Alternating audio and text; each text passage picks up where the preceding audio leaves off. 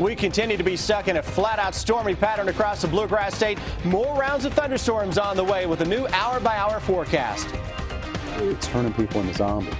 Deputies in a central Kentucky county are being outfitted with a new tool in the fight against drug abuse.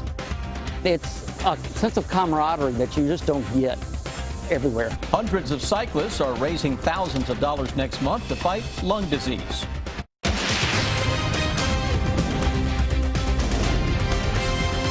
This is WKYT News at 5:30. Good evening to you. Thanks for watching WKYT. More rounds of showers and storms are pushing through the Bluegrass tonight. And while these storms may wind down tonight, more on the way the next few days. Let's begin now with our chief meteorologist, Chris Bailey. Hey, Chris. Hey, guys. Indeed, it's been a day that has been soggy. We've had round after round of showers and thunderstorms. Still raining in Lexington. This is a live look outside Hamburg Pavilion in the distance. We've got the gray overcast skies and some locally heavy downpours that are zipping their way across the area. This is beginning to fall apart just a little bit compared to what we were looking at earlier. Southwest of Danville picking up on some heavier rains. How about Berea up into downtown Richmond on the campus of EKU? Got some heavy rains up into Madison Central High School as well. Toward Red House in southern parts of Fayette County. Heavy downpours here across the Lexington area. Generally light to moderate rains for that trip home from work and school. Let's jump into northeastern Kentucky. Thunder and lightning here around Vanceburg, Flemingsburg, down to Olive Hill, Moorhead, Frenchburg, Stanton, and Clay City. That's some very heavy rains falling across Menifee and Powell counties, working toward West Liberty and Campton. We'll keep an eye on that. Parts of those areas picked up a ton of rain 24 hours ago. Scattered stuff, southern Kentucky, beginning to get a little more lightning with it here south of the Manchester area between Manchester, Hyden, and Harlan. That'll work its way off to the east and the northeast, and some additional lighter rains are out there for the evening. Moral of the story, it is a kind of an ugly, soggy evening for a lot of folks out there. Just ahead, we'll focus on the increasing threat for weekend thunderstorms, and I'll show you my concern that some of those could be very strong. It's a life-saving device across the Commonwealth. Government agencies are equipping themselves with Narcan to treat heroin overdoses. And as heroin usage continues to rise in the state, a Central Kentucky Sheriff's Office now says they can't do without it. Caitlin Sentner is in Franklin County with our top story at 5:30. It's the first thing you ask now, do you have any needles on you? Heroin, a growing concern in the capital city these last few months. We're at an epidemic here and every place else across the Commonwealth. It's turning people into zombies. You can see people and they walk and they're totally out of it. And they're overdosing. Sheriff Melton remembers not long ago close to a dozen overdoses in a day's time.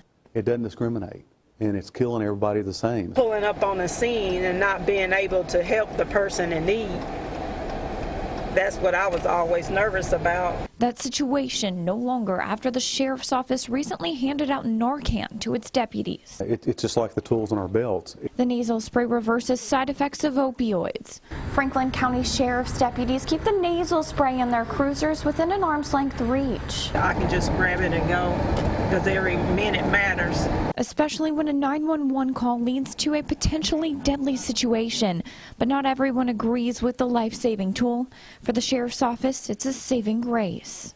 Here's the choices. We can stand there and wait for EMS to get there and watch them die, or we can help. It's a life. You know, people make bad choices. People make mistakes.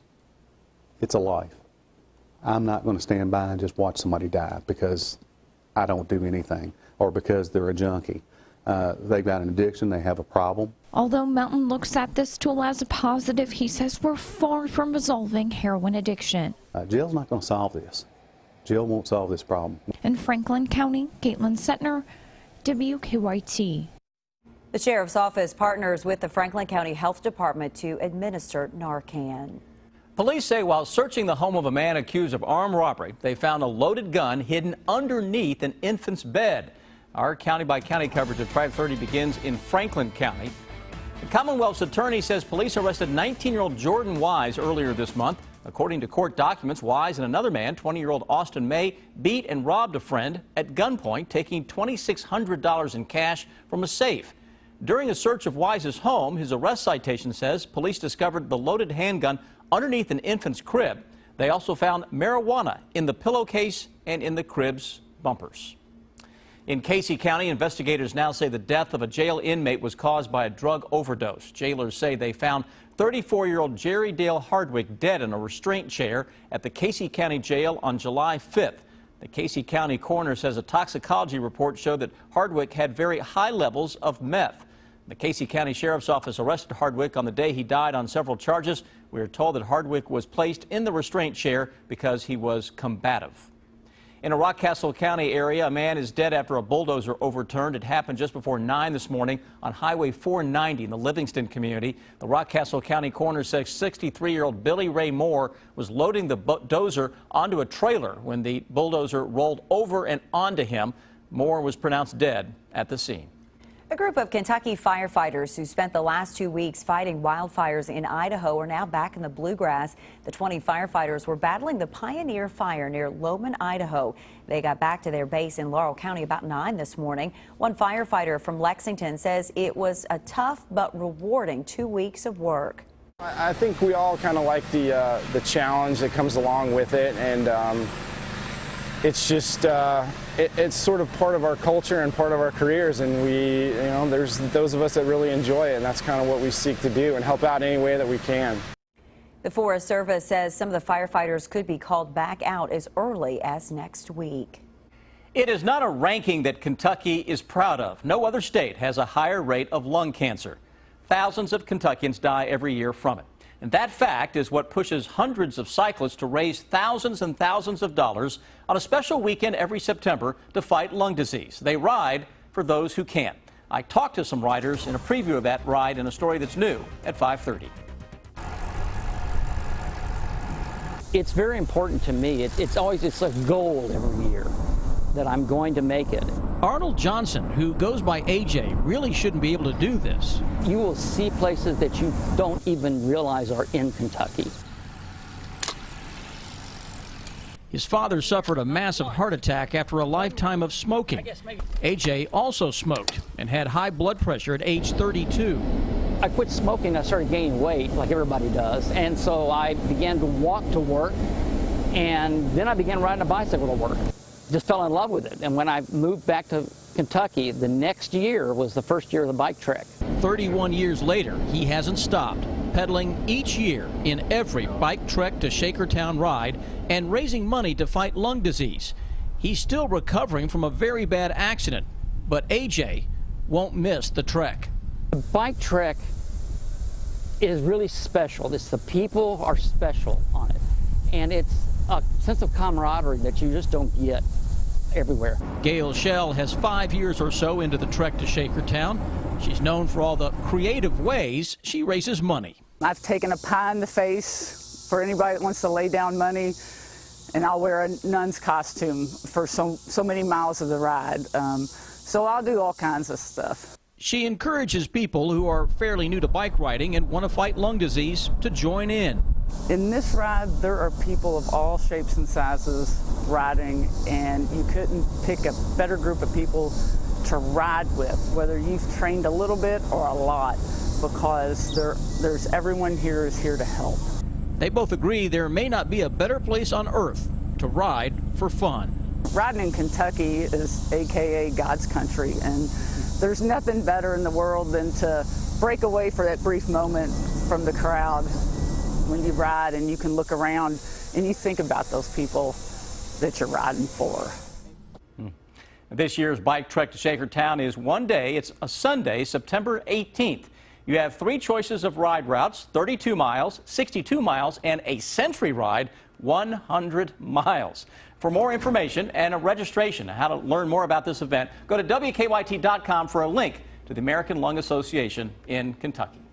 There's a new warning for families when it comes to keeping children safe in strollers and carriers. Accidents are sending thousands of children to the hospital each year. Kenneth Craig reports from New York with what you need to know to keep your little ones out of harm's way. When Zia Orbach bought this stroller for her first child, there was one thing on her mind.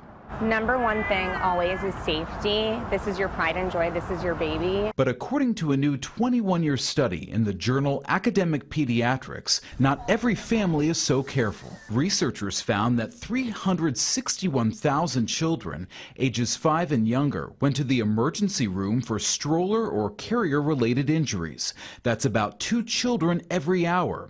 Topping the list of the most common injuries are children falling from the stroller or carrier, followed by the products tipping. These products are generally safe. However, injuries do occur, and these injuries can be serious. Traumatic brain injuries and concussions accounted for 1/4 of the injuries. We know that traumatic brain injuries or concussions could have long-term consequences on cognitive development, so we want to make sure that parents are taking the steps that they can in order to prevent these injuries from occurring to their children. The Nationwide Children's Hospital says those steps include always buckling up children in the stroller, locking the wheels to prevent it from rolling away, and don't hang heavy bags or purses on the handles. Svea makes sure she follows each one of those. 2 hands always on the stroller. Make sure you use your lock. So her 6-week-old baby stays safe and doesn't become a statistic. Kenneth Craig, CBS News, New York. Researchers say while the overall number of injuries from strollers and carriers are high, they did go down during the 21-year study as manufacturer standards improved and there were more frequent product recalls. While Pokemon Go is sweeping this country, some places are banning the popular game. That story in just over 6 minutes on WKYT. Donald Trump bringing in some new help for his campaign. And Kentucky's U.S. Senate race comes to Lexington. Bill Bryant has the details in the bottom line. Good evening. Several developments in the presidential race today. Donald Trump shook up his campaign staff and got his first intelligence briefing at the FBI offices in New York. Trump promoted pollster Kellyanne Conway to campaign manager, and he brought in Stephen Bannon of Breitbart News as chief executive officer. Paul Manafort will remain as campaign chairman. Also today, Trump was given a national security briefing. Some Democrats have expressed concerns about Trump receiving sensitive information, but Trump says Hillary Clinton is the one who can't keep anything private. Meanwhile, Clinton campaigned in the battleground state of Ohio today, where she talked about changes that she is proposing for the U.S. tax code. Senator Rand Paul, who is running for re-election in November, was on his opponent's home turf today and out at the baseball diamond. The Republican Paul was at batting practice with the Lexington Legends. He then threw out the first pitch at the afternoon game. Paul took some photos, had some fun as it gave him the spotlight in Lexington, where he hopes to overcome his Democratic opponent's home field advantage. Of course, the Democratic Senate challenger is Lexington Mayor Jim Gray, who also spent the day making some news. He attended a celebration at the Charles Young Center, which has been named to a national registry. It has played a pivotal role over the years in Lexington's East End neighborhood. Former State Auditor Adam Edlin says the political movement that he is helping launch is intended to upset the apple cart in Kentucky politics.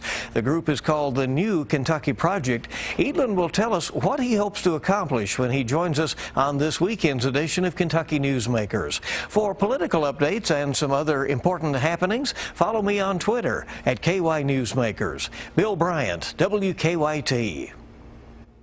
Well, plenty of businesses and locations are trying to cash in on Pokemon Go. Some others are turning down the added foot traffic. The Frankfort Cemetery today announced they were banning the popular smartphone game, saying, quote, persons interfering with the everyday operations of the process of those who are mourning will be asked to exit the grounds. Now, your hour-by-hour forecast with Chief Meteorologist Chris Bailey. Showers and thunderstorms again today, prominent across central and eastern Kentucky, coming at us in waves. Already picking up right at an inch of rain, if not a little better, here into parts of central Kentucky. And we're looking at your Defender radar network that has, oh, guess what? A few more rounds of showers and some thunderstorms showing up. Southeastern Kentucky over the next couple of hours.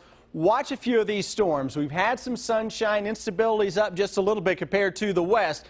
So as this action blows up, you can get some quick winds that can maybe gust up to around 40 miles an hour. I'm looking toward Bell and Harlan counties right now for one of those stronger thunderstorms. Parts of central Kentucky, a little bit of action on top of the Rockcastle County area. Still raining into Danville, Harrodsburg, Lancaster, into Richmond, where the heaviest rains have now pressed off to our east. Lexington, we've got about another hour, give or take, for a few minutes of some steady light to moderate rains.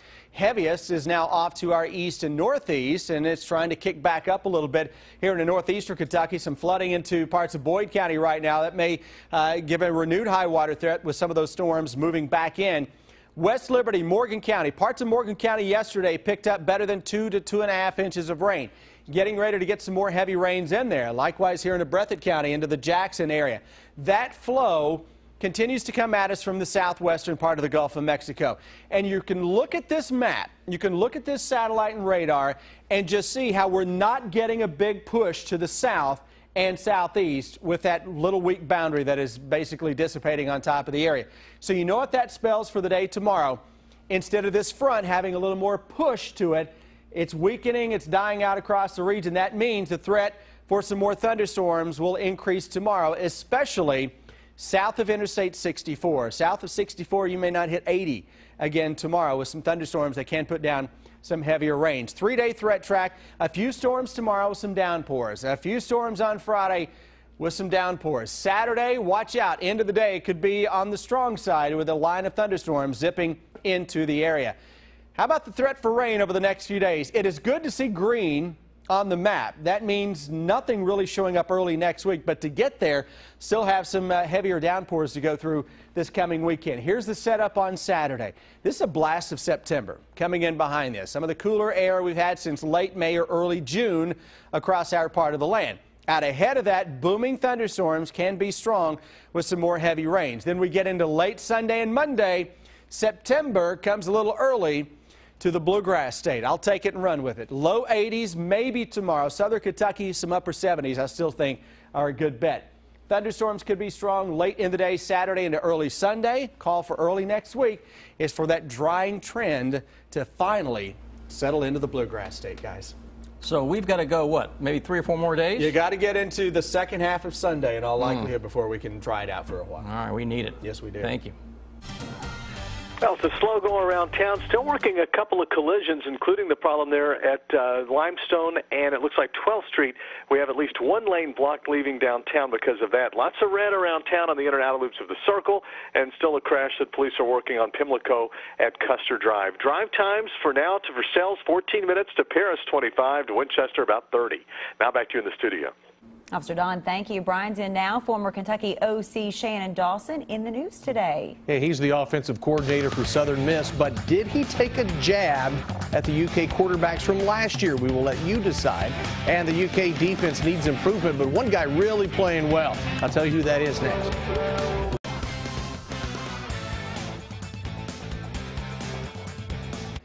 It was another day of two-a-days for the football Wildcats. This morning, the Cats moved into Commonwealth Stadium to get some work in there because of, guess what, the rain. Defensive coordinator DJ Elliott today echoing what Mark Stoops said on Saturday about the scrimmage. The linebackers need to get better and quickly. Elliott said his defensive line play needs to improve, but senior Courtney Miggins has been the exception so far this fall. I think the encouraging point is the play of Courtney Miggins. Courtney Miggins is a player that didn't get here till August last year and was a second-team player the whole season last year. And this year he's been in that starting role, and he got to go through an off-season workout. He got to go through a summer workout, got to go through a spring ball, and I've really seen his play pick up.